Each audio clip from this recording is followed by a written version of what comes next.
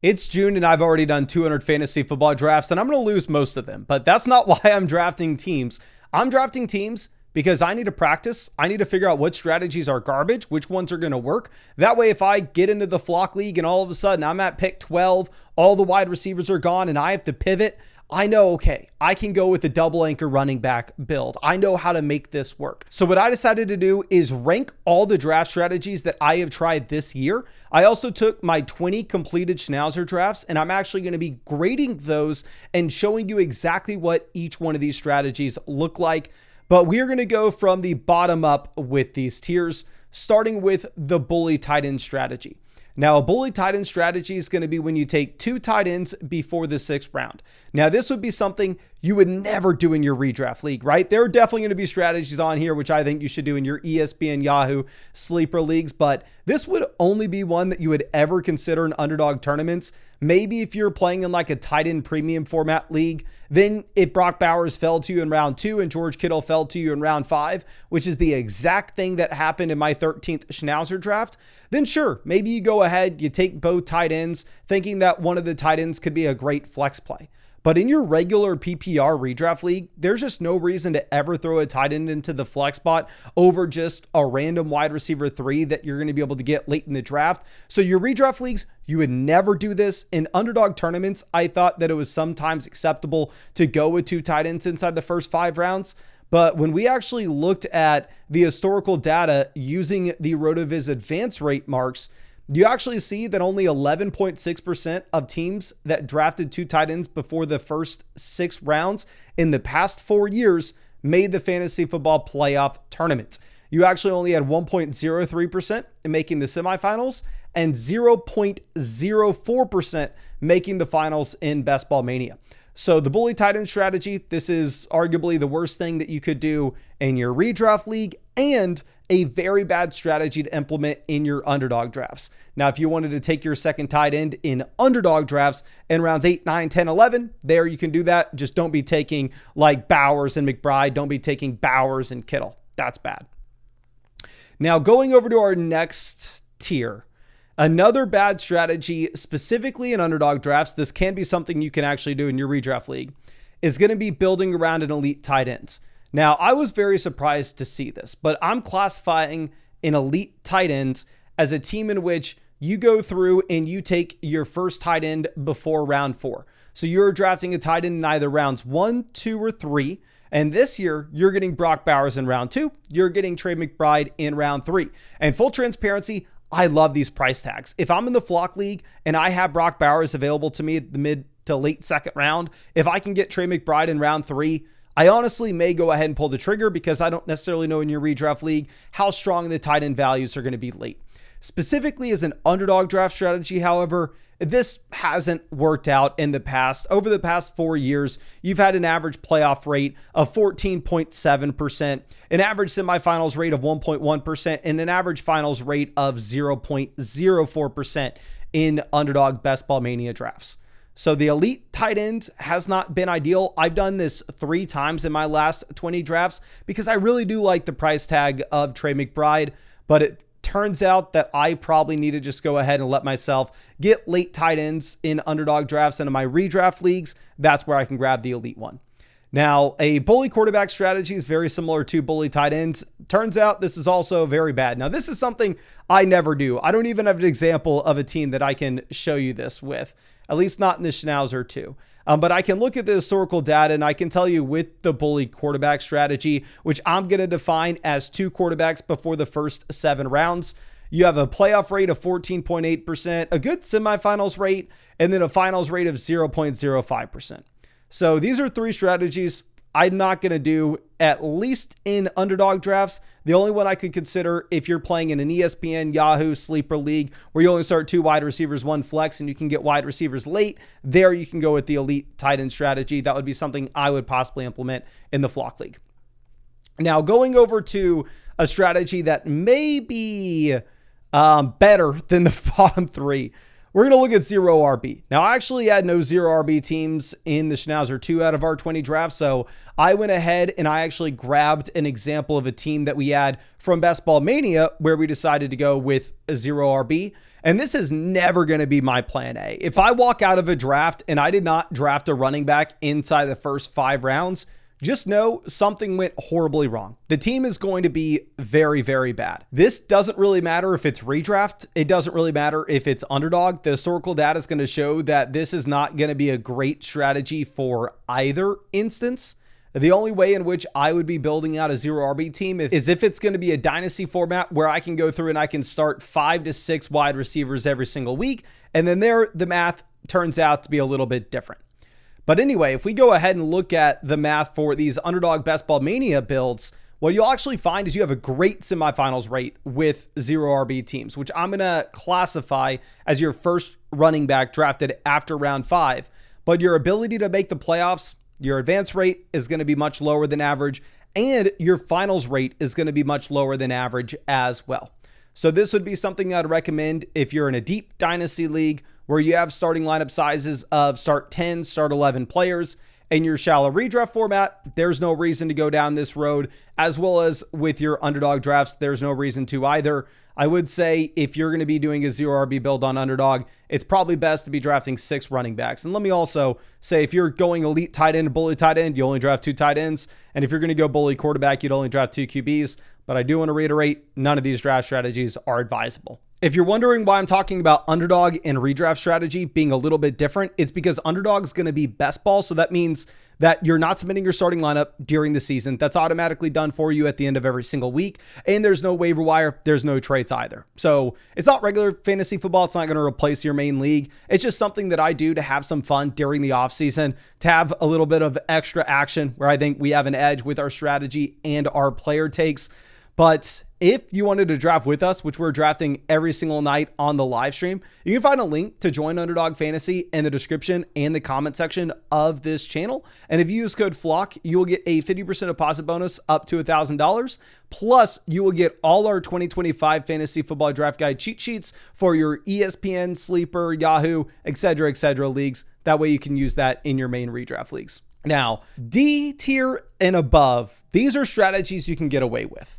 This is where you can start to be flexible, and if you have a value that falls to you, you can go ahead and steer in that direction. D tier is going to be the double anchor running back. Now, I actually have a couple of these drafts that we did with the little schnauzer, and let me show you exact examples of why I decided to go this way with a couple of these different drafts. So the first draft I want to look at is going to be one that I actually completed on the live stream, I want to say about 3 days ago. And that's where I had Jahmyr Gibbs fall down to us at pick 7.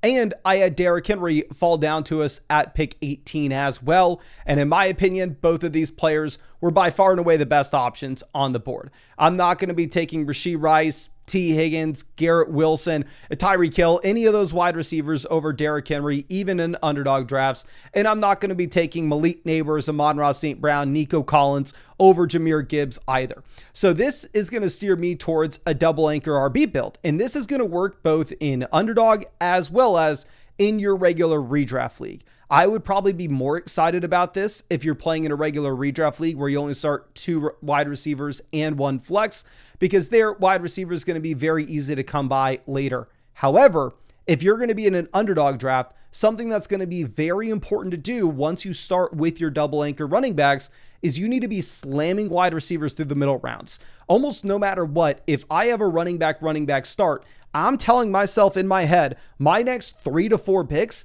at minimum are going to have to be wide receiver. So if you look at this draft example, you'll see that after I go Gibbs, Derrick Henry, I'm following it up with Tyreek Hill, Xavier Worthy, Jalen Waddle, and Jordan Addison.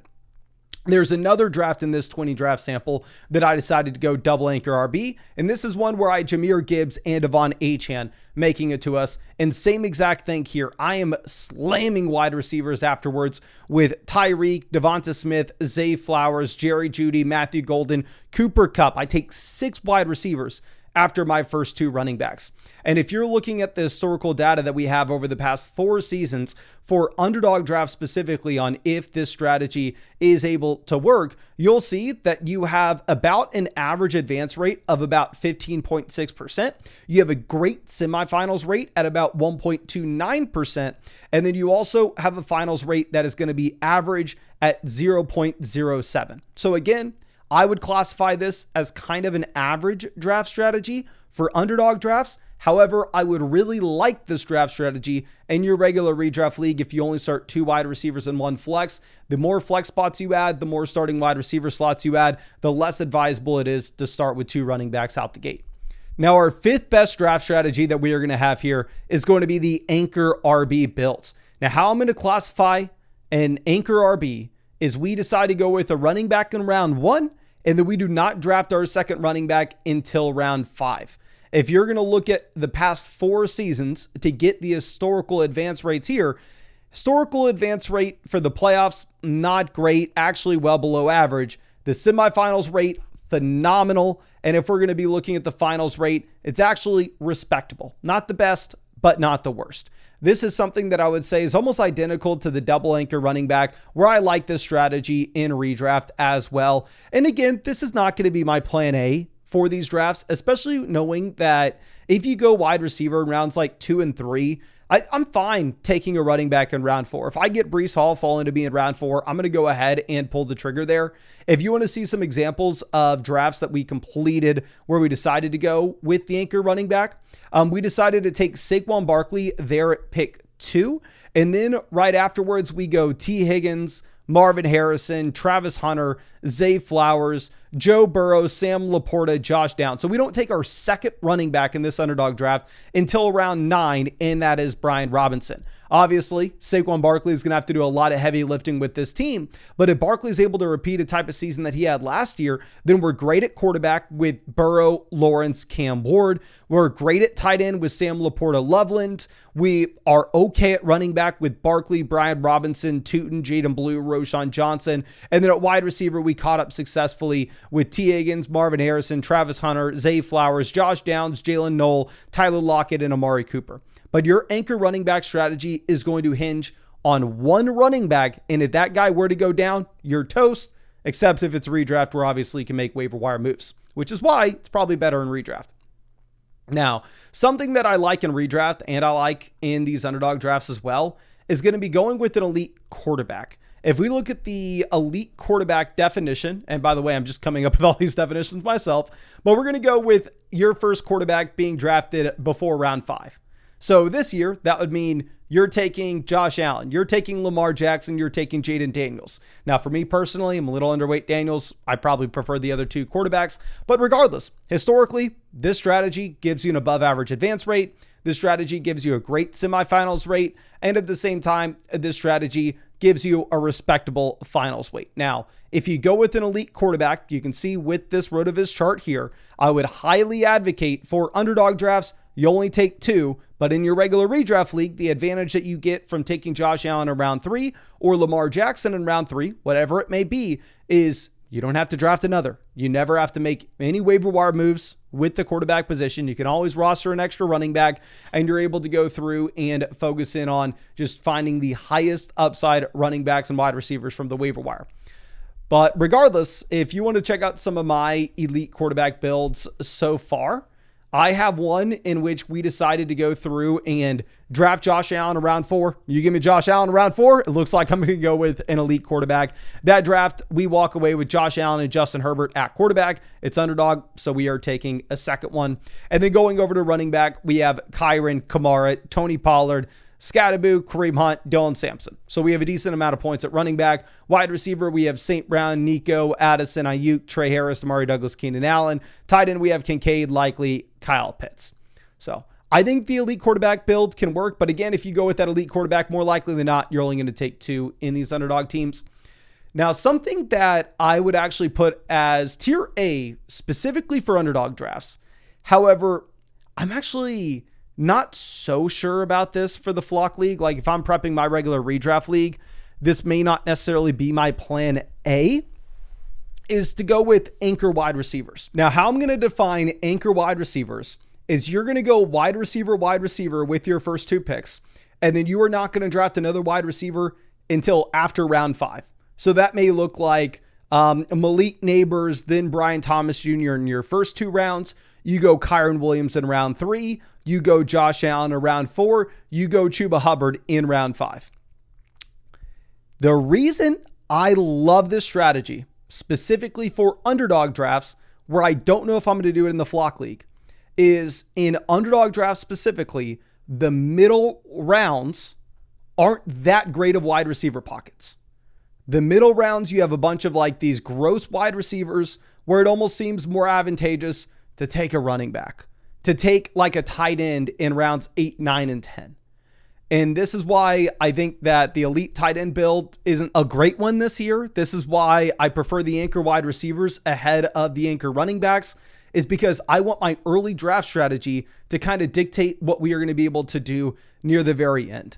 So to give you an example of what this draft may look like, our 8th draft in the Little Schnauzer was an anchor wide receiver build where we decided to go with Malik Neighbors, Drake London as our first 2 guys. Then we go Kyron, Lamar, Kamara, RJ Harvey, and our next wide receiver is not until round 7, where we take Jaden Reed round 7, Darnell Mooney round 8, right? But we get those top 2 wide receivers to really hammer us home, and then we build out our wide receiver depth in the later rounds. Now, in your redraft league, I would probably flip on this tier list the anchor wide receivers versus the anchor running backs, because in your redraft league, there's a chance in those middle rounds that wide receivers are actually going to be the value. But make sure you look at the platform that you're drafting on when it comes to exactly how the ADP is and exactly how your draft's going to go. And don't worry if you remember the site or if you use code FLOCK on Underdog, I'm going to have draft guide cheat sheets for every single platform. So if you're playing in like a 10-team league on ESPN, you will have a draft cheat sheet. If you're playing in a 12-team league on Yahoo, you will have a draft sheet specifically for your draft that I'm going to build out. Now, before we get to the S tier, if we are looking at the double anchor wide receivers, just for Underdog Best Ball Mania advance rates, 1, you have a much higher advance rate to get to the playoffs. You have a much higher semifinals rate on average, and you have a much higher finals rate. Looks like you're really only needing to draft 7 wide receivers if you go with the double anchor wide receiver strategy. And like I said, I think for underdog drafts, this absolutely crushes. Now for the S tier, these are draft strategies that I think work both for your redraft leagues as well as your underdog drafts. The first one is going to be late round quarterback tight ends. How I'm going to be defining late round quarterback tight end is no quarterback and no tight end within the first 9 rounds of your fantasy football draft. Now, if you're drafting in a redraft league where you only start 2 wide receivers, 1 flex, quarterback and tight ends probably going to make up too high of a percentage of your starting lineup output, where I would not do this. I'd probably grab the elite quarterback in a format like that. However, in the flock league that I'm going to be playing in, we start 3 wide receivers and we start 1 flex. So this may actually be something that I do. And in underdog drafts, this is proven it absolutely crushes. Now, if you're going to do this strategy, you for sure are going to want to draft 3 quarterbacks. But in those teams that drafted 3 quarterbacks, they had an 18% chance to get to the playoffs. And then looking at the semifinals rate in Best Ball Mania, 1.66%, that smashes. Finals rate of 0.1%, that smashes. So this is advantageous in 1, your redraft league, depending on the league settings, like the flock league, and 2, in your underdog drafts. Looking at some drafts where we decided to go with the late round quarterbacks and tight ends, it's just you can build out monstrous running back and wide receiver rooms. Like my 4th draft in the Little Schnauzer. Here we are picking at pick 10. We take Amon-Ra St. Brown at the gate. Then we go ahead, we reach on Devon Achane in the 2nd round. But then we go Terry McLaurin, Mike Evans, Joe Mixon, RJ Harvey, Khalil Shakir, Josh Downs. So in a draft like this, my wide receiver room, I have St. Brown wide receiver 1, Terry wide receiver 2, Mike Evans wide receiver 3, Shakir wide receiver 4, and Josh Downs wide receiver 5. I go over to my running back room, Achane's my RB1, Mixon's my RB2, RJ Harvey's my RB3. And then you're able to still find decent quarterbacks and tight ends late. Like quarterback, I have Goff, Dak, and Penix. Now, obviously, in your regular redraft league, you just be streaming quarterback. But here in best ball, these guys are going to cycle through, and I'm actually confident we're going to get some random spike weeks. Over at tight end, we have Loveland, Kyle Pitts, Britton Strange. Same thing in redraft. You'd be working the waiver wire for these. But in these underdog drafts, I'm confident that these guys would cycle through, and I would get some random spike weeks. So in as many drafts as I can, and this is something that I have to work on my own discipline, because I get on the clock in round 3 and I go, oh my gosh, Trey McBride's better than all these wide receivers. I really want to draft Trey McBride, and I've done a lot of that. I've drafted a lot of McBride. But whenever I stay disciplined and I'm able to implement this late round quarterback and tight end strategy, I like my teams a lot more. But the number one draft strategy for this year, by far and away, and I'm sorry to be boring, but it is a boring draft strategy. It produces above average playoff rates, above average semifinals rates, and above average finals rates, is going to be the balanced draft strategy. Now, how I'm defining balanced draft strategy is you have at least one quarterback and one tight end through the first 10 rounds. You have at least 4 wide receivers through the first 10 rounds, and you have at least 3 running backs through the first 10 rounds. This is something I think you should implement in your regular league. This is something that I think you should implement in these underdog drafts, and the math backs it up. It's the most boring, but it allows it where you're not going into the season with any glaring weaknesses. You're probably a favorite to win your week 1 matchup. And if you're able to work the waiver wire, possibly work trades, if you find out that you have a position that maybe is a little bit OP, maybe you weren't expecting that you were going to get a late season breakout from Bucky Irving or Chase Brown, and you have an extra running back, then you can go approach your league mates and you can look to trade one of those guys. So the historical math backs it up. Looking at my teams, I like my teams the best when I just go with the boring, vanilla, balanced draft, getting a little bit of wide receiver, getting a little bit of running back. And the teams that I like my drafts the least are going to be when I try something crazy. When I try to draft 2 elite tight ends. When I try to grab a couple elite quarterbacks. When I try to go with the 0 running back draft strategy. Those just simply are so hard because you're putting yourself in a hole right at the beginning of the draft. And of course, I'm going to be implementing these draft strategies in every single draft that we are doing going into the future. I'll consistently be revising this list, fine-tuning it. And of course, if you wanted to draft with me, you can find that link in the description, in the comment section to Underdog Fantasy. I'm streaming these drafts every single night on this channel. I would love to draft with you. I would love for you to draft against some other members of the community. But thank you again for everything. I really do appreciate you and really hope I get to see you out with a live stream later tonight.